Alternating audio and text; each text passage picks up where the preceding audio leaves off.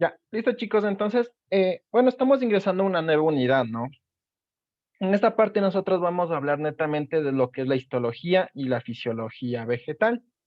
Ya, en sí que vamos a analizar, básicamente vamos a analizar cuál es el funcionamiento de una célula, ¿no? Cuál es el origen de la célula, cuál es la función que cumplen estas células, pero de los organismos vegetales. Y esta es la destreza que ustedes prácticamente van a dominar al término de la unidad, ¿no? Van a poder examinar la estructura, el funcionamiento de los sistemas de transporte en las plantas y van a poder describir cuál es la provisión de los nutrientes y la excreción de desechos en vegetales, ¿no? Este es nuestro objetivo, nuestra meta. Entonces, para ello, les quiero realizar una pequeña pregunta. ¿Cómo creen ustedes que se organicen a nivel celular, ¿no? Estos organismos. Bueno, hablando de vegetales. ¿Cómo creen que se dé esta organización pluricelular? Recuerden que una planta, un animal, es un organismo pluricelular, ¿no? ¿Cómo creen que se dé esta organización?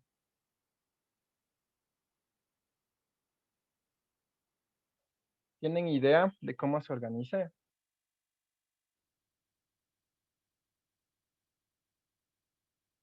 Se organizan en los tejidos.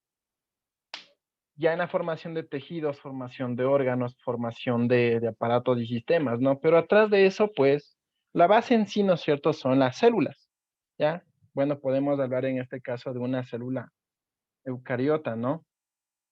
En sí son la base de estos organismos pluricelulares. Ya, anteriormente nosotros ya habíamos analizado, ¿no es cierto?, cuál es la estructura de una célula. Puede ser animal o puede ser vegetal. También hemos analizado, ¿no es cierto?, cuál es la función que cumplen cada uno de los organelos que integran, ¿no?, que integran la célula, cumplen diferentes funciones, ¿ya? Eso dependiendo, ¿no?, de- del organelo y la necesidad que tenga la célula, ¿no? También se puede observar, ¿no es cierto?, si nosotros analizamos un ser vivo, podemos analizar que hay una variedad de células, ¿no es cierto? No es una célula en común, hay una gran variedad, podemos distinguir, ¿no es cierto?, células óseas, células musculares, las neuronas, entonces hay una gran variedad, ¿no? Entonces aquí ustedes pueden observar, ¿no es cierto? Bueno, netamente vamos a hablar de plantas.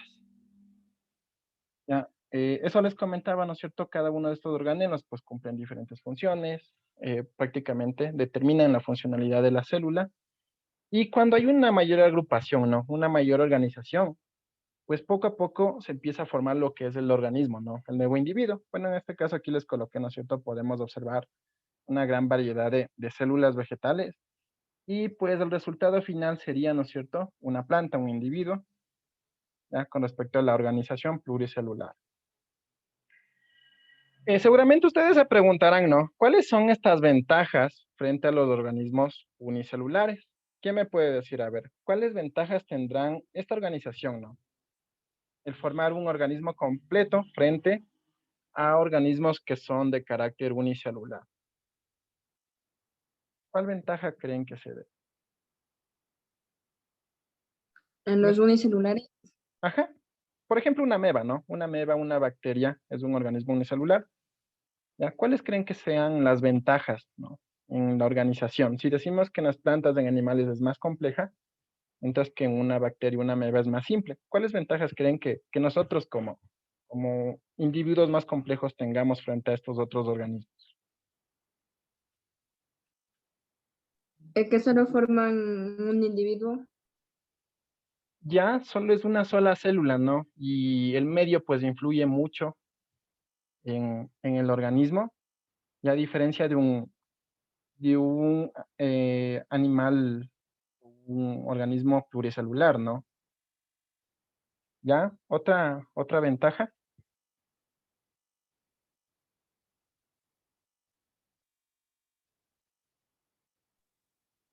¿Quién De tendrá que le más permite, funcionalidad?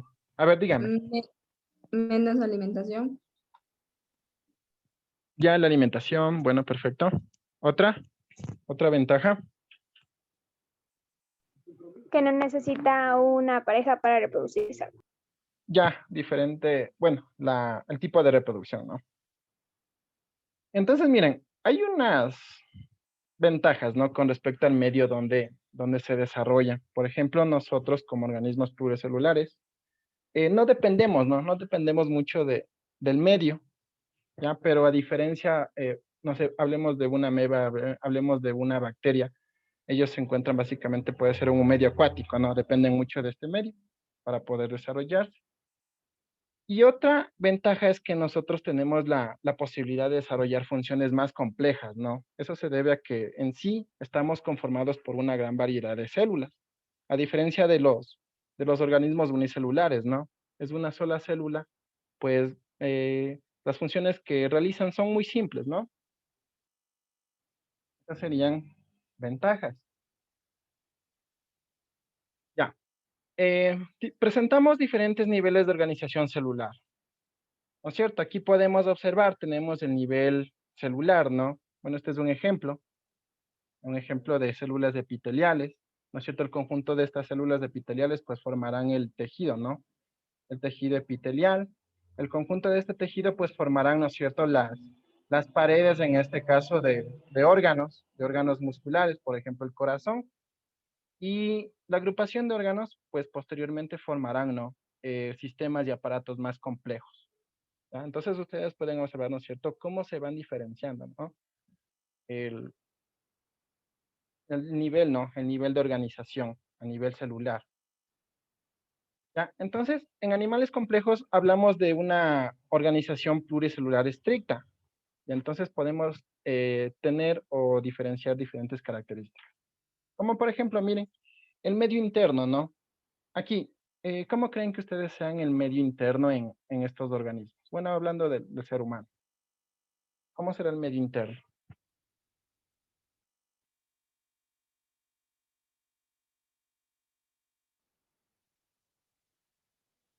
¿Cómo creen que sea el medio interno en organismos más complejos? Es-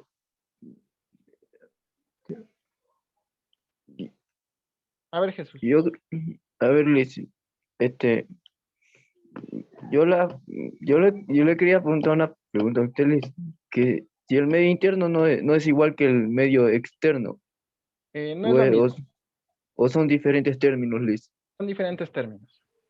¿Ya? o conceptos, como usted lo quiera llamar, Liz. Exacto, o conceptos. ¿Ya? Entonces, miren, el medio interno puede estar estructurado, ¿no?, en un ser complejo por su sistema circulatorio. Es por ahí por donde prácticamente se distribuye, ¿no? Cualquier fluido, cualquier líquido a través en este caso, de la anatomía, ¿no? De este individuo. Ya, y otra característica es esto, ¿no? Que presentamos diferentes tipos de células. Eso les comentaba, células nerviosas, células somáticas, células epiteliales, células óseas. Entonces, hay una gran diferenciación, ¿no? Ahora, si nosotros hablamos del medio interno, por ejemplo, ahí a Jesús le nacía la duda, ¿no? ¿Qué es un medio interno y qué es un medio externo? Entonces, si nosotros hablamos del medio interno en organismos pluricelulares, pues básicamente es todo el conjunto, ¿no? De líquidos, de fluidos, que básicamente pues están inmersos en las células, ¿ya? Y que integran, ¿no?, un organismo pluricelular. Y las células realizan todos los intercambios que necesitan en él. Entonces, en este medio se da todo el intercambio, ¿no? Todo el intercambio de sustancias, de nutrientes. Entonces, eso es en sí el medio interno. Ahora, les voy a preguntar, ¿cómo creen que sea el medio interno en las plantas superiores? Aquí les coloqué un gráfico, ¿no? ¿Cómo creen que se dé el transporte de sustancias en plantas superiores? ¿Quién me dice? Seguramente nosotros hemos estudiado mucho esa parte de la fotosíntesis, ¿no? ¿Cómo será? Eso nos enseñan en la escuela, en la básica también. ¿Cómo creen que se dé el transporte o cómo sea el medio interno en plantas superiores?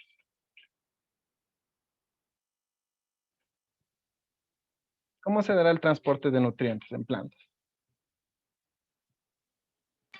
A través de las raíces, llegando a las hojas. Ya, entonces, ¿no es cierto? Aquí podemos observar, ¿no? que, bueno, a través de las raíces, pues la planta integra, ¿no? El agua, sustancias, sales minerales, ¿ya? A través de los conductos, ¿no? Tenemos dos tipos, la savia elaborada y la savia bruta. Bueno, en este caso la savia bruta, ¿no? Son el agua mineral y las sales minerales. Se distribuye a toda la planta, ¿no es cierto? Ingresa a la hoja a realizar el proceso de la fotosíntesis. Se da un intercambio, ¿no? Gracias a la energía solar, pues. El resultado básicamente sería la savia elaborada, ¿no? El oxígeno y la glucosa. Entonces, este es el medio interno, ¿no? En una planta superior. La savia bruta y la savia elaborada.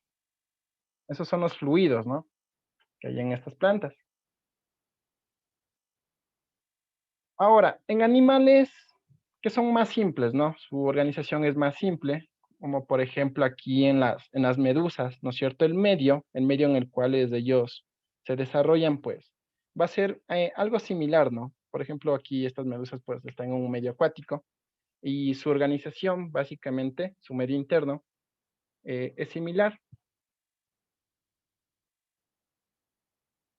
En animales terrestres, como les había comentado, es una organización más compleja, ¿no? Su medio interno podemos encontrar aquí todos los fluidos que se distribuyen a través del aparato circulatorio, ¿ya? Entonces aquí les coloqué una gráfica, miren. Tenemos dos tipos de transporte, ¿no? Tenemos el circulatorio y el sistema linfático, ¿ya? Aquí podemos observar que también hay líquido, ¿no? Líquido intersticial, líquido que se da entre células y el líquido que fluye, ¿no? A través de estos conductos. Líquido circundante.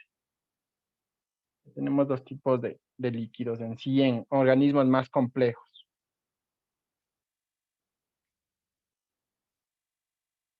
En animales invertebrados, bueno, estos también no presentan una organización tan compleja, presentan una hemolinfa.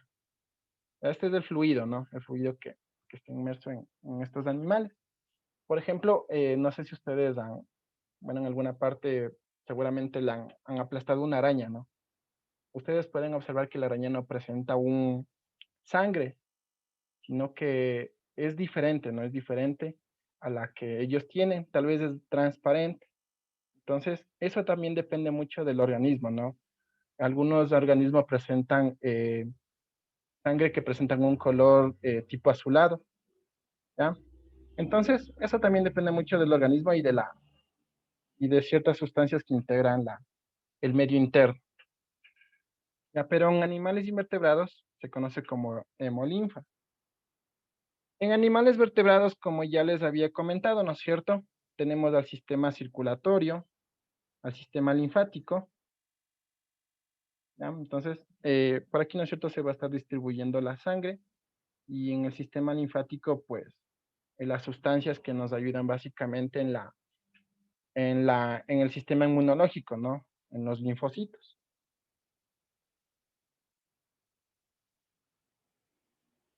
Aquí yo les coloqué una imagen referente, ¿no? A los líquidos circundantes. Tenemos dos tipos, ¿no? La sangre y la linfa. Entonces, aquí podemos observar, ¿no es cierto?, cuál es la estructura en sí bueno, este sería un capilar, ¿no es cierto?, cuáles son las partes que integran la sangre, glóbulos rojos del plasma, ¿no? El plasma, las plaquetas, los glóbulos blancos, ¿ya? Entonces, es por ahí donde se encuentra este líquido. Y en la linfa, aquí se da algo interesante, se podría mencionar.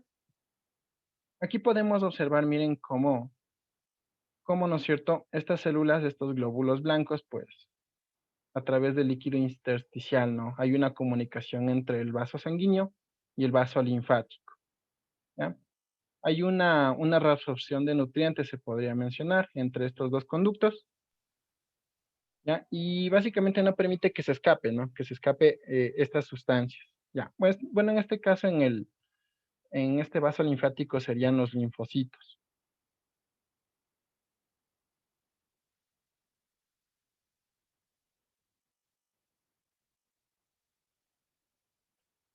Ya, eso sería con respecto al medio interno, ¿no? Entonces podemos determinar que dependiendo del organismo, el medio interno va a ser simple o va a ser complejo.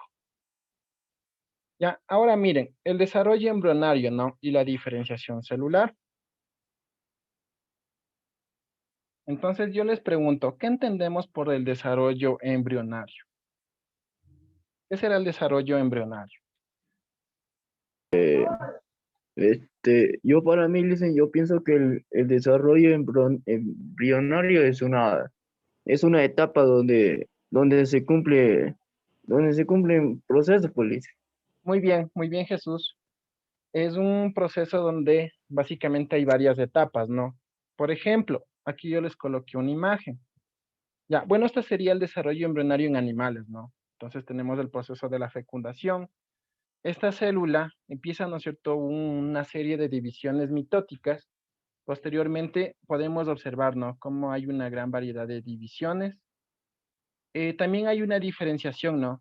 Se empiezan a diferenciar las células, eso dependiendo de la función que vayan a cumplir cuando ya esté formado el organismo, el individuo, ¿no es cierto? Entonces, como mencionó Jesús, es una respuesta acertada. Ya hay una multiplicación y se empiezan a diferenciar, ¿no?, las células. Ya, eso ocurre de igual forma, ¿no? Tanto en animales como en plantas, como en vegetales.